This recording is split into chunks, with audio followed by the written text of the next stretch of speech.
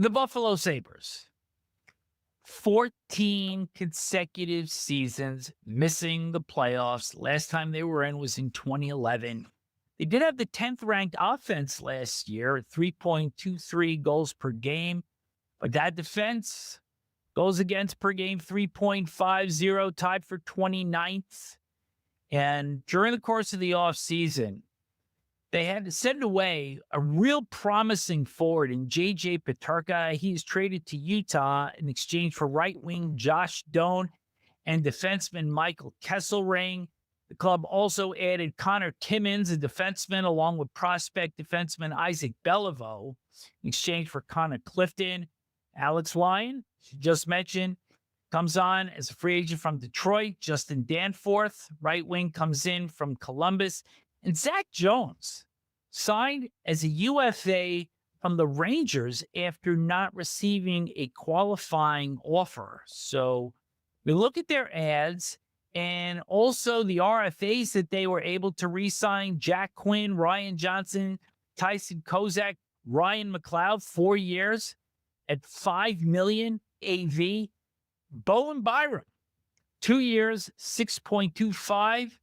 Voids arbitration. That was a team-initiated call for arbitration, but they got that deal done before the hearing took place. And they also re-signed goaltender Devon Levi. So, Neil, when we look at the collection of the parts here, and this is a club that I believe we've seen a lot of expectations over the last few seasons. A couple of years they've gotten off well, and they've petered out. In other seasons, they've just starting off poorly and have gotten so far behind the 8 ball that they've had no shot to make the playoffs. Lindy Ruff, in his second season, in his second stint with Buffalo, where does this get turned around here? Because, like we mentioned before, Montreal, Ottawa managed to crack the playoffs last year. You got Detroit sitting there. Of course, you got the Rangers, you got the Islanders, you've got the Blue Jackets, you got the Bruins. And here are the Sabres that are literally starting in the same spot. Where do they make the difference that they're the one this time? I don't think they're going to be. I think by the looks of it, in getting Doan and Kesselring from Utah for a gifted offensive player like Peterka, they're trying to be harder to play against than they were last year. Maybe that is what's in the coach and the manager's minds, is they want to be harder to play against. But I don't see that they've improved over the offseason. I just don't. I don't understand the Peterka deal. I don't understand why you'd trade him. I think it's a great deal for Utah.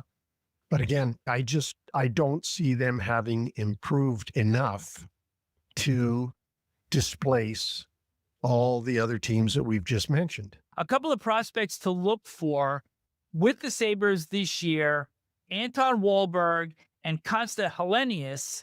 But now I want to switch over to their defense for a second, because there's Captain Rasmus Dahlin, Bo and Byram, Owen Power, first overall pick, Kesselring joins, Jones joins, Timmins joins, and Bevo as a prospect. And when you've got the likes of Ukko-Pekka Luukkonen in goal, this is a team that is not built badly from goal out. No, they're not. Certainly their defense, with the 2 first overalls back there in Power and Dahlin. Dahlin, a tremendously gifted offensive defenseman, as we know. But they're going to have to get their goaltending to stand up really well. And we'll see. They have revamped their defense, as you just said. They've added some pieces there. They look like it's on paper, it should be pretty good. But again, I just don't see the improvement that would be enough to push this team into the playoffs.